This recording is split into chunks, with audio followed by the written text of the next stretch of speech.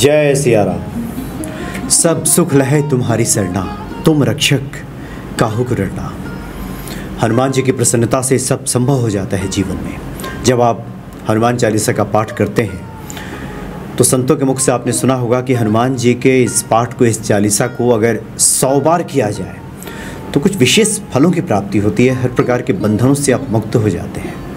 आज इसी महत्वपूर्ण चौपाई पे प्रकाश डालेंगे आचार्य सुरसेन बृजवासी जी। स्वागत है आपका। जय सिया राम।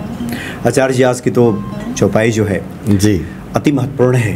वैसे तो सभी चौपाइयाँ महत्वपूर्ण हैं, हाँ, लेकिन हाँ। विशेष तौर पे इस चौपाई की चर्चा होती है। जी क्या खास आज बता रहे हैं आप? जी, आइए एक बार इसका श्रवण कर लेते हैं और साथ में बोल भी लेते हैं। जो 7 बार पाठ कर कोई, छूटहि बंधे महासुख होई। देखिए, बड़ा स्पष्ट गोस्वामी जी ने किया है कि जो 7 बार पाठ कर कोई, जो कहने से ये स्पष्ट हो जाता है कि इसमें किसी व्यक्ति विशेष की बात नहीं कही है कि चतुर्वर्ण में से इस वर्ण को पढ़ना है, ब्राह्मण वर्ण को पढ़ना है, क्षत्रिय वर्ण को पढ़ना है, वैश्य को पढ़ना है या शूद्र वर्ण, नहीं। वो कह रहे जो कोई भी चतुर्वर्ण में से कोई भी पढ़ता है। और दूसरी बात, जो कहने का भावार्थ यह है कि जैसे बहुत सारे लोगों के मन में ये शंका रहती है कि हम स्त्री हैं तो पढ़ सकती या नहीं पढ़ सकती, या बहुत सारे आजकल वीडियो इस तरह के होते हैं कि स्त्रियां का निषेध है, वो नहीं पढ़ सकती हैं। लेकिन अगर गोस्वामी जी के शब्दों में देखा जाए तो उन्होंने कहीं स्त्री पुरुष का भेद ही नहीं किया है। वो कहते हैं जो भी हो, आप स्त्री हैं तो भी आप पढ़िए, आप पुरुष हैं तो भी आप पढ़िए, आप बालक हैं तो भी पढ़िए, आप वृद्ध हैं तो भी पढ़िए, और किसी भी अवस्था में हैं और किसी भी लिंग भेद में हैं, आप स्त्री में हैं, पुरुष में हैं, आप जिस भाव के साथ में पढ़ेंगे उसकी कामना आपकी सफल होगी। कोई स्त्री पुरुष का भेद गोस्वामी जी नहीं किया है कि पुरुष पढ़ सकते हैं और स्त्रियां नहीं पढ़ सकती। अगर ऐसा कोई कहता है तो ये सर्वथा अनुचित है और गलत है, भ्रामक है, इसके अलावा कुछ भी नहीं है। गोस्वामी जी ने स्पष्ट किया है कि जो भी करेगा इस पाठ को उसको उसका प्रतिफल मिलेगा, चाहे करने वाला कोई भी हो जी। तो पहली बात कि जो भी इस पाठ को करेगा, और दूसरी बात यह है कि कोई भी कर सकता है, किसी भी जाति का। जाति व्यवस्था तो खैर सनातन में है ही नहीं, वर्ण व्यवस्था है। जाति व्यवस्था तो ये बाद में लोग दूसरे लोगों के माध्यम से लाई गई है। वर्ण व्यवस्था थी हमारे यहाँ पर, लेकिन वर्ण व्यवस्था में भी गोस्वामी जी ने ऐसा कहीं नहीं लिखा है कि इस वर्ण के लिए ये करना चाहिए, इस वर्ण को नहीं करना चाहिए। तो आप जो भी हैं, आप स्त्री हैं, आप पुरुष हैं, आप ब्राह्मण हैं, आप क्षत्रिय हैं, आप वैश्य हैं, आप शूद्र हैं, जो भी हैं, आप भाव के साथ में पाठ करोगे तो निश्चय ही आपको जो कार्य है उसकी सफलता मिलेगी। आपका जो बंधन है, किसी भी प्रकार का जो बंधन है, उससे आपको मुक्ति मिलेगी। जो 7 बार, यहाँ पर सत शब्द के कई भावार्थ हैं। सत माने एक तो 7 को भी सत कहा जाता है। 7 बार अर्थात 7 दिन। मानो गोस्वामी जी कह रहे हैं कि प्रतिदिन आप 7 दिन होते हैं जीवन में, आप 7 दिन इसका पाठ करते हैं तो निश्चय ही आपको आपका जो बंधन है वो छूट जाएगा। आपका जो मन में जो भाव बने हुए हैं उनकी सकाम भावना है तो उनकी पूर्ति होगी, और निष्काम भाव है तो उसके माध्यम से भी आपको भगवत चरणों की शरणागति प्राप्त होगी। तो जो 7 बार, सो सत माने 7 हो गया, और सत माने दूसरा होता है सत्य। अच्छा, सत माने सत्य भी होता है। जैसे आपने सुना होगा सत वचन, सत कर्म है, सत गुरु। तो ये जो है वो सत शब्द है। तो इसका भावार्थ ये है कि आप 7 बार, 7 बार का मतलब जैसे एतवार, विश्वास के साथ में, आप पूर्ण निष्ठा के साथ में आपने जब पाठ किया तो आप सत्य के ऊपर आधारित होकर के पाठ करें कि ये जो मैं पाठ कर रहा हूँ और इसमें जो जो लिखा हुआ है गोस्वामी जी ने वो सब पूरा होगा। अगर आपकी उसके प्रति श्रद्धा है और आप सत्यता के साथ में उसका पाठ कर रहे हैं तो दुनिया का कोई भी बंधन ऐसा नहीं है, चाहे वो आपके धर्म के मार्ग का हो, चाहे आपके काम के मार्ग का हो, चाहे वो मोक्ष का हो, चाहे किसी का भी हो, वो आपका बंधन मुक्त हो जाएगा। जो आप जो चाह रहे हैं वो आपको सुलभ हो जाएगा, सुगम हो जाएगा। ये श्री हनुमान जी महाराज की कृपा से ऐसा संभव है, ऐसा गोस्वामी जी स्पष्ट करते हैं। तो सत्य माने सत्य के माध्यम से, और जीवन में जब भी आप सत्य का साथ लेकर के कोई भी काम करते हैं तो निश्चय ही उस कार्य में आपको सफलता की प्राप्ति होती है। प्रारंभ में भले ही ऐसा लगे कि हमारा सत्य पराजित हो रहा है या हम सत्य के मार्ग पर परेशान हो रहे हैं, विचलित हो रहे हैं, लेकिन वास्तविकता यह है कि जो सत्य के माध्यम से होता है दुनिया में अन्यत्र कहीं भी किसी माध्यम से नहीं होता है। तो गोस्वामी जी कहते हैं कि जो 7 बार अर्थात आप सत्य के माध्यम से इसका पाठ करेंगे तो निश्चय ही आपको उसमें सफलता प्राप्त होगी। और दूसरा, शत शब्द जो होता है उसका माने होता है 100। अच्छा, शत का माने होता है 100। अगर आप 100 बार पाठ करते हैं, जैसे हम लोग अनुष्ठान करते हैं 11 दिन का, 21 दिन का, 31 दिन का, तो गोस्वामी जी मानो कह रहे हैं कि आप 100 बार 7 दिन का आप पाठ करिए और इस पाठ को अगर आप नियम पूर्वक श्रद्धा पूर्वक करते हैं तो निश्चय ही आपका बंधन मुक्त हो जाएगा और आपकी सकल कामनाएं संपूर्ण हो जाएंगी। क्योंकि कामनाओं में आज हम सुख देखते हैं, हमारी कामनाओं की पूर्ति होना हमारे सुख की पूर्ति कहलाता है सांसारिक जगत में। अलौकिक दृष्टि से जाएं तो यहाँ कोई कामनाओं की इच्छा ही नहीं है, कामनाओं से परे जो है वो अलौकिक है। लेकिन लौकिक जीवन में छूटे ही बंद महासुख होई। तो जो भी बंधन है, हमारा जगत का बंधन है, हमारा परिवार का बंधन है, हमारा समाज का बंधन है, हमारा या किसी भी प्रकार का कोई बंधन है, तो वो सब छूट करके महासुख हुई। महासुख का भावार्थ यहाँ पर ये आता है कि जहाँ जाने पर आपको कोई समस्या नहीं रहती है, जिस स्थिति में पहुँचने के बाद आपकी समस्याओं का अंत हो जाता है, उसे महासुख कहा जाता है। और दूसरी बात क्या है कि बंधन क्या है? बंधन अज्ञानता का है। जब ज्ञान का आगमन होता है तो बंधन अपने आप ही समाप्त हो जाता है। कमरे में अंधेरा है और उस अंधेरे कमरे में अगर रस्सी पड़ी हुई है और आधी दिख रही है, वो आधी नहीं दिख रही है, तो हमें उस रस्सी में सर्प का आभास होता है।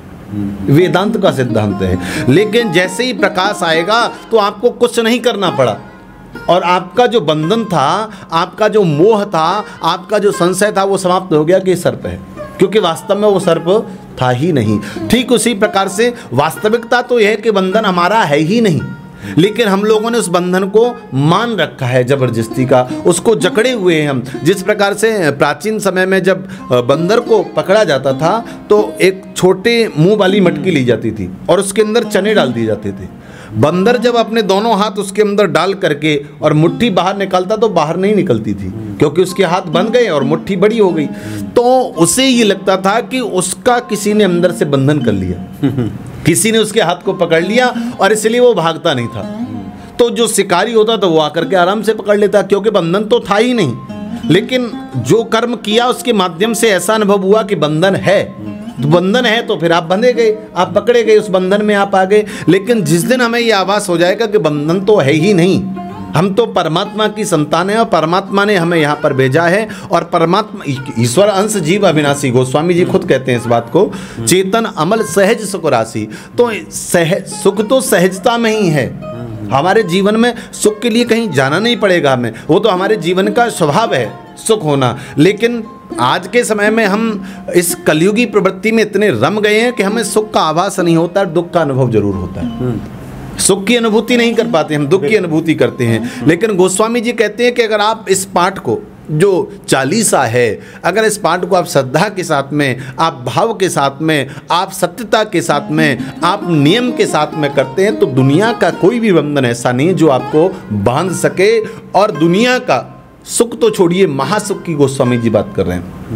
सुख तो हमें जरा जरा सी चीज़ों पर प्राप्त होता है, छोटी छोटी चीज़ों से हम सुख का अनुभव करते हैं, लेकिन महासुख हमें छोटी छोटी वस्तुओं से नहीं मिलता है। महासुख हमें तब मिलता है जब हमें लगता है कि अब हमारे जीवन में कोई दुख नहीं बचा है। जब दुखों का अंत हो जाता है तो महासुख का आगमन अपने आप ही हो जाता है। तो गोस्वामी जी कहते हैं इस भावना के साथ में आप करते हैं तो निश्चय ही आपके समस्त बंधन मुक्त हो जाते हैं। दूसरा एक कहते हैं कि सत्स्वरूप जो है वो परमात्मा का कहलाता है, क्योंकि ब्रह्म सत्यम जगत मिथ्या, जो ब्रह्म है, जो परमात्मा है, जो ईश्वर है, उसे सत्य कहा जाता है। और बाकी दुनिया में जो भी है वो सब असत्य का स्वरूप है, क्योंकि संसार को साधन बताया गया है और ये नाशवान साधन है। क्योंकि संसार का नियम है नित्य प्रति परिवर्तन होना, आज कुछ है, कल कुछ है, परसों कुछ होगा। तो जिसमें नित्य प्रति परिवर्तन है वो संसार है और वो असत्य है। जिसमें कभी कोई परिवर्तन नहीं है, जिसके अंदर कभी कोई विकार का आगमन नहीं होता है, वो परमात्मा है और वही सत्य है। तो गोस्वामी जी कहते हैं कि आप परमात्मा को मान करके, परमात्मा की अनुभूति करते हुए पाठ करते हैं तो आपका जो पाठ है वो सफल हो जाता है, फिर आपको कुछ भी करने की आवश्यकता नहीं बचती है। तो केवल कि हमें एक किताब पढ़नी है, पुस्तक पढ़नी है या एक फॉर्मेलिटी औपचारिकता पूरा करनी है, ये भाव नहीं होना चाहिए। इसका भावार्थ यह निकल करके आता है सारांश कि हम जब पाठ करें तो हमें सजीवता के साथ में पाठ करें कि हम जो पाठ कर रहे हैं वो परमात्मा के सन्मुख कर रहे हैं और परमात्मा उसे स्वीकार कर रहा है। ये परमात्मा का ही भाव है जिसे हम कह रहे हैं, जिसे हम बोल रहे हैं, जिसे हम सुन रहे हैं। जब हमारे अंदर यह बैठ जाएगा कि परमात्मा के सन्मुख पाठ कर रहे हैं तो दुनिया में महासुख होने से कोई रोक नहीं सकता है। क्योंकि जीवन में जब आपको परमात्मा की अनुभूति के साथ जब कोई कर्म करते हैं, हम कोई भी अनुष्ठान करते हैं तो कहा जाता है कि दीपक सन्मुख रखिए, कलश सन्मुख रखिए। क्यों?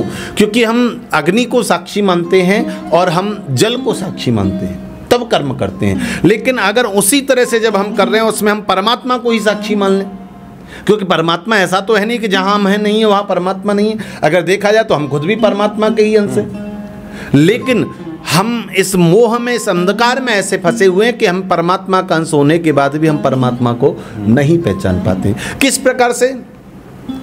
जैसे कि एक भेड़िया जो कि गायों को चराने वाला जो गड़रिया होता है, भेड़ों का चारवाहक होता है, वो जब उन्हें चराने के लिए लेकर के जाता है तो एक दिन संयोग से क्या होता है कि एक शेर का बच्चा भेड़ के झुंड में मिल जाता है और वो उसके साथ में आ जाता है। अब वो भेड़ों के साथ रहने की वजह से वही घास फूस वो खाने लगता है और वो ये भूल जाता है कि वो शेर है। इसका मूल स्वरूप क्या है? हाँ, मूल स्वरूप क्या है, अपने वास्तविक स्वरूप को भूल जाता है और उन्हीं के साथ वो आता जाता है। जैसे वो उन्हें भी मारता है, उसे भी मारता है, तो सेम वही करता है। एक दिन संयोग से क्या हुआ कि जंगल का जो राजा शेर है उसने भेड़ों के समूह में उसको देखा तो उसे बड़ा आश्चर्य हुआ कि भाई ये तो मेरा अंश है, मेरा वंशज है और ये भेड़ों के झुंड में क्या कर रहा है, और एक भेड़ों को चराने वाला साधारण प्राणी से मार रहा है और ये उसकी तरफ जा रहा है, ये जैसे चाह रहा है वैसे हो रहा है, तो ऐसा कैसे संभव है? तो सिंह उसके पास जाता है और कहता है कि तुम अपने आप को पहचानो। उसने कहा पहचान रहा हूं तभी तो इनके साथ हूं। सिंह कहता है कि नहीं नहीं, तुमने अभी अपने वास्तविक स्वरूप को नहीं पहुंचाया। मुझे जानते हो, मैं शेर हूं, जंगल का राजा हूं। बोले आप होंगे जंगल का राजा, लेकिन मैं तो इसका बंधन में हूं, इसका ये मेरा स्वामी है।